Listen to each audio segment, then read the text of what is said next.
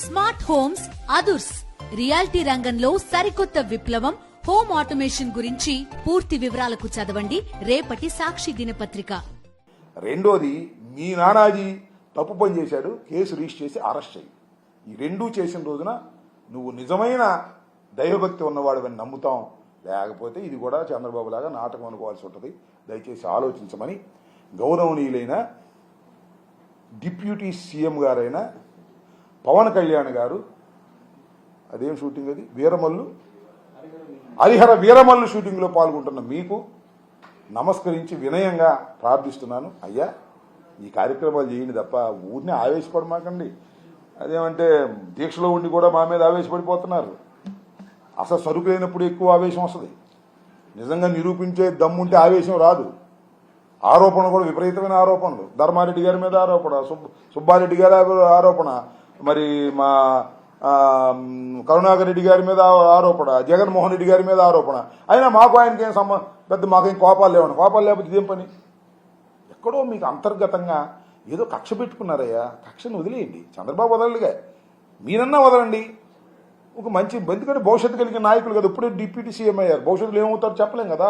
మీరు కరెక్ట్గా ఉంటే, కరెక్ట్గా ఉంటున్నాను అని తెలుగుదేశం వాళ్ళు అనుకునే విధంగా కాదు, నీ పార్టీ వాళ్ళు అనుకునే విధంగా ప్రవర్తించు. సామాన్య ప్రజలు అనుకునే విధంగా ప్రవర్తించు. ఏదో ప్రకాష్ రాజు ఒక సలహా ఇస్తే ప్రకాష్ రాజు మీద ఆవేశపడిపోతే ఎట్టా చెప్పండి, నాకు అర్థం కాదు. అంటే నీకు ఎవరు సలహా ఇవ్వకూడదా? ఇస్తే ఊరుకోవా? ప్రకాష్ రాజుకి ఏమి సంబంధం, రాజకీయాలకు ఏమి సంబంధం ఉండాలని అనుకోవట్లేదు నేను.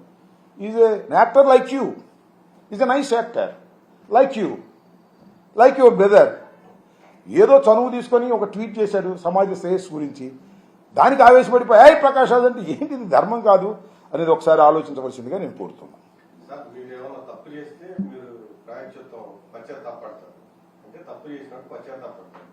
ఇప్పుడు ఆరోపణ వాళ్లే చేసి వాళ్లే ఈ దీక్షలు చేస్తున్నారంటే దానికి అర్థం ఏంటి? చెప్పాక ఇందాక హంగామా చేసిన ఆరోపణలో పసైనప్పుడు సౌండ్స్ ఎక్కువ మోగిస్తున్నారు.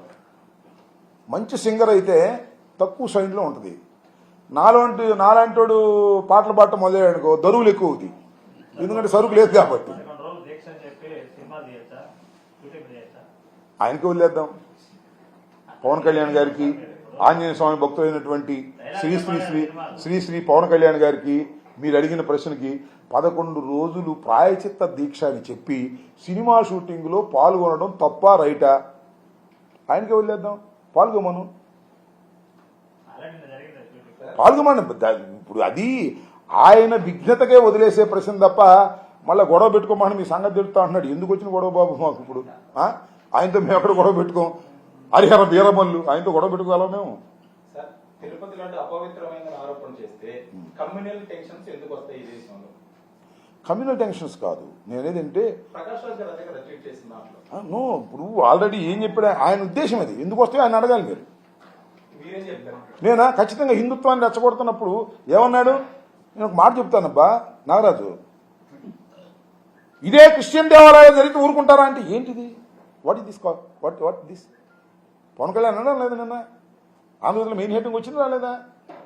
అందరూ క్రిస్టియన్స్ హిందూస్ బాగానే చక్కగానే బతుకుతున్నాం కదా, మనం ఏం కొట్టుకోవట్లేదు కదా. ఏంటిది? ఆ డైలాగ్ ఎందుకు వచ్చింది? నేను హిందువును కదా, నువ్వు హిందువు కదా, నేను తిరుపతి వెళ్ళి గుండు కొట్టుకోలేదా? అఫ్కోర్స్ చంద్రబాబు ఇప్పుడు కొట్టుకోలేదు, అది వేరే విషయం. ఏంటిది? మా తండ్రి సరిపోతే నేను గుండు చేయించుకున్నాను శుభ్రంగా, సాంప్రదాయాన్ని పాటించామే. మనం పుట్టడం హిందువులుగా పుట్టాం, అది మనం కోరుకుంటే పుట్టలేదు. మన చిన్నప్పటి నుంచి మన హిందుత్వాన్ని మన తల్లిదండ్రులు నేర్పారు, ఫాలో అవుతున్నాం. తిరుపతి వెళ్తున్నాం, దండం పెట్టుకుంటున్నాం, కూర్చొని సమయం గుండు చేయించుకుంటున్నాం, వస్తున్నాం భక్తితో. దీన్ని ఇంతవరకే పరిమితం చేయాలి తప్ప ఏదో కమ్యూనల్ టెన్షన్స్ విన్నట్టుగానే కమ్యూనల్ టెన్షన్స్ క్రియేట్ చేయడానికి ప్రయత్నం చేస్తున్నారని మరి ప్రకాష్ రాజ్ అన్నాడు. వాతావరణం కూడా అలాగే ఉంది. ప్రకాష్ రాజ్ చాలా సార్లు మోడీ మీద, హిందుత్వం మీద ఆరోపణ చేసిన వ్యక్తి ఈ రోజు అపవిత్రం జరిగిందని దాని మీద ఆయన ఎక్కడా కూడా ఎంక్వైరీ చేయమని కానీ ఇంకోటి కానీ డిమాండ్ చేయట్లేదు కదా. అదే చెప్పాడు కదా, పవన్ కళ్యాణ్ డిమాండ్ చేస్తున్నాడు కానీ ఆయన డిమాండ్ చేయలేదు కదా.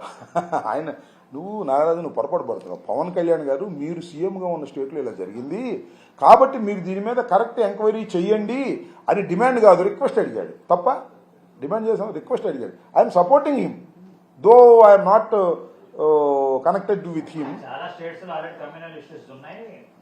ఉన్నాయి. థ్యాంక్స్ టు సెంట్రల్ గవర్నమెంట్ అన్నాడు. ఆయన అభిప్రాయం అది.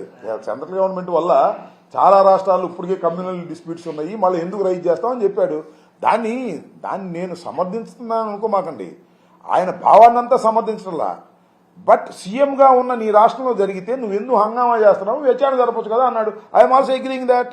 అదే కదా సుప్రీంకోర్టులో నేను సుబ్రహ్మణ్య స్వామి అడిగింది, వైవి సుబ్బారెడ్డి అడిగింది, లేకపోతే కాంగ్రెస్ పార్టీ వాళ్ళు కూడా అడిగారు కదా దీని మీద సిబిఐ ఎంక్వైరీ చేయమని. నేను మొట్టమొదటి రోజున సిబిఐ ఎంక్వైరీ చేయమని నేను కూడా ట్వీట్ చేశాను. ఎంక్వైరీ మీన్స్ ఒక నిష్పక్షపాతమైన ఎంక్వైరీ, అంతే కదా.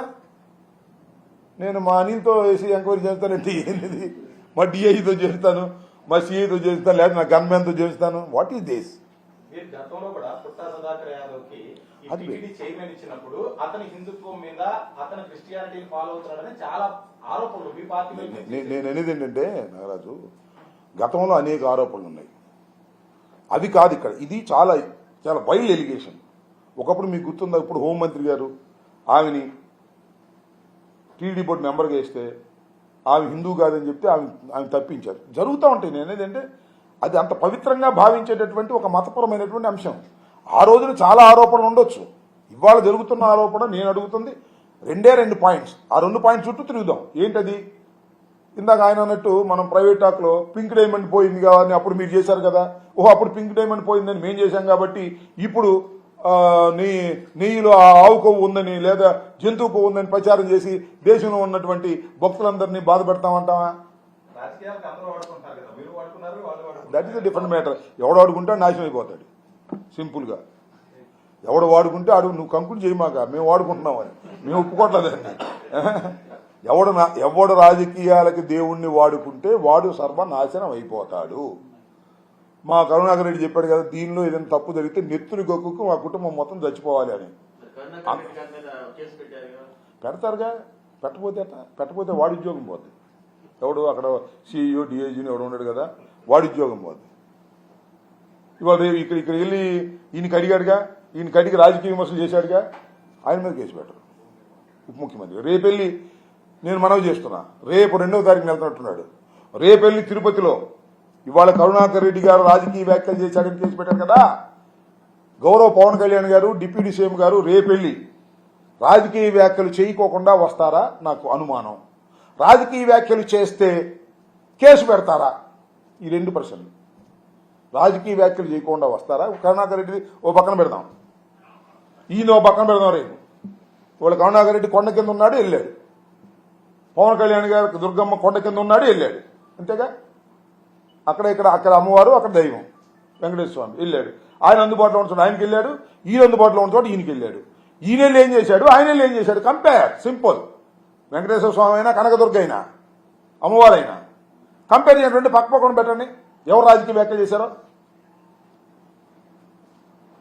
న్యాయం ఉండాలి, ధర్మం ఉండాలి. కనీసం దైవం ఉందన్నా ధర్మం ఉండాలి. మీ పోలీసుల ముందు లేకపోవచ్చు, కనీసం దైవం ముందైనా ధర్మం ఉండాలిగా. వెంకటేశ్వర స్వామి ముందైనా ధర్మం ఉండాలి, కనకదుర్గమ్మ అమ్మవారి దగ్గరైనా ధర్మం ఉండాలి. నువ్వేమో మెట్లు గడిగి మమ్మల్ని అందరినీ దూషించవచ్చు, ఆయన వెళ్ళి కొలంలో స్నానం చేసి రాజకీయం గురించి అసలు మాట్లాడనేకూడదని మాట్లాడకపోయినా తీసుకొచ్చారు. దుర్మార్గం అని చెప్తున్నా. ఓకే.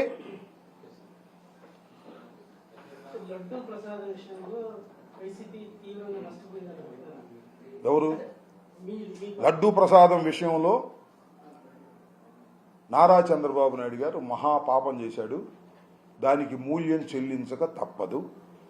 అసత్య ఆరోపణలు చేసిన వారు నష్టపోతారు తప్ప అసత్య ఆరోపణలు అనుభవిస్తున్న మేము నష్టపోయే ప్రశ్నే లేదు. వాస్తవాలు, ఆయన డిఐజీ గారి ఎంక్వైరీలో వచ్చే వాస్తవాల మీద మాకు నమ్మకం లేదు. సుప్రీంకోర్టు సిట్టింగ్ జడ్జి పర్యవేక్షణలో జరిగే దాని మీద మాకు నమ్మకం ఉంది. ఇంకా ఏ ఉన్నత స్థాయి, రాష్ట్ర ప్రభుత్వానికి సంబంధం లేని ఏ ఉన్నత స్థాయి విచారణకైనా మేము సిద్ధంగా ఉన్నాం. దాని ప్రకారం చేయమంటున్నాం. నేను ఎక్కడ సిబిఐ ఎంక్వైరీ అంటే ఎవరో చెప్పారు, నాకు గుర్తులేదు. ఇట్లా అనుకుంటా, ఎవరు మన సుబ్రహ్మణ్య స్వామి. సిబిఐ ఎంక్వైరీ అంటే సెంట్రల్ బ్యూరో ఆఫ్ ఇన్వెస్టిగేషన్, ఇది క్రైమ్స్ మీద చేస్తుంది. దీన్ని సిట్టింగ్ జడ్జి పర్యవేక్షణలో ఒక సిట్ లాగా కమిటీ వేసి, ఇప్పుడు దాన్ని ఏమన్నారు, నేషనల్ డైరీ డెవలప్మెంట్ బోర్డు ఇచ్చినటువంటి సర్టిఫికేట్ని కూడా ఆడిట్ చేయాలి అన్నాడు. దాని మీద కూడా అనుమానం ఉందన్నాడు ఆయన. That is his opinion.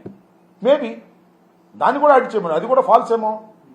ఇప్పుడైతే ఆయన పేరేంటి ఈవో శ్యామరావు గారు నియమించారు, ఆ రోజునే కుట్ర ప్రారంభమై ఉండొచ్చు. చంద్రబాబు నాయుడు గారు చెప్పి ఉండొచ్చు, దీనిలో కొవ్వు గెలిచిందా ఇది గెలిచింది అనేది ఒకటి చెయ్యండి అని చెప్పాడేమో. ఆ కుట్రలో భాగంగానే జరిగిందేమో. దీనిలో ఎన్డీబీ కూడా ఇన్వాల్వ్ అయిందేమో. దాని మీద కూడా ఎంక్వైరీ జరగాలి అనేది ఆయన కోరినట్టు, సుబ్రహ్మణ్య స్వామి గారు కోరినటువంటి అంశం. ఇవాళ శ్యామలరావు గారు యాజ్ ఏ ఈఓగా ఉన్నారు. నాకు తెలుసు, ఇందాక పోయినసారి కూడా చెప్పాను, ఈజ్ అన్ ఐఏఎస్ ఆఫీసర్. ఇరకాటంలో పడ్డాడు అంతే, ఏం లేదు. చంద్రబాబు నాయుడు గారు చెప్పింది చెప్పకపోతే అవుటే ఆయన. చంద్రబాబు నాయుడు గారు పంది కొవ్వు కలిసిందంటే పంది కొవ్వు కలిసిందని అనాలి, రిపోర్ట్లు ఏమన్నా. అయితే ఆయనే చెప్పాడు కదా, దాని ప్రింట్ అనే ఒక మీడియాకి ఆయన చెప్పా అంట, ఏమని, ఏవైతే కల్తీ కలిసినాయి అని చెప్పేసి సర్టిఫికేట్ వచ్చిందో వాటిని రిటర్న్ చేసామని చెప్పాడు. ఇంకేంటి, ఇంత క్లియర్గా పిక్చర్ ఈజ్ వెరీ క్లియర్. చాలా మంది ఏమనుకుంటున్నారంటే ఈ రిపోర్ట్ వచ్చినటువంటి నెయ్యి వాడారనుకుంటున్నారు. వాడలేదు, వాళ్ళు తిప్పి పంపించేశారు. ఇది కూడా తెలుగుదేశం గవర్నమెంట్ అధికారంలోకి వచ్చినప్పుడు జరిగిన సంఘటనే, మా ప్రభుత్వం అధికారంలో ఉన్నప్పుడు జరిగిన సంఘటన కాదు. శ్యామలరావు గారు ఈవోగా వచ్చినప్పుడు జరిగిన సంఘటనే, ఈ ధర్మారెడ్డి గారు ఈవోగా ఉన్నప్పుడు జరిగిన సంఘటన కాదు. కాకపోతే ఏఆర్ డైరీ ప్రైవేట్ లిమిటెడ్ అని వాళ్ళు మేము టెండర్స్ పిలిచినప్పుడు ఉన్నారు. ఆ తర్వాత టెండర్ ప్రాసెస్ అంతా కూడా ఎలక్షన్ కమిషన్ వచ్చిన తర్వాత జరిగింది నాకు తెలిసినంత వరకు, subject to the correction. Okay, మీరు ఇరిగేషన్ డిపార్ట్మెంట్ లో ఇంజనీరింగ్ సెక్షన్ లో ఉండాల్సినటువంటి రివర్స్ టెండరింగ్ ని తిరుపతిలో కూడా అప్లికబుల్ చేయడం వల్ల వచ్చిన చెప్పాలని that is the different discussion. That is the different discussion.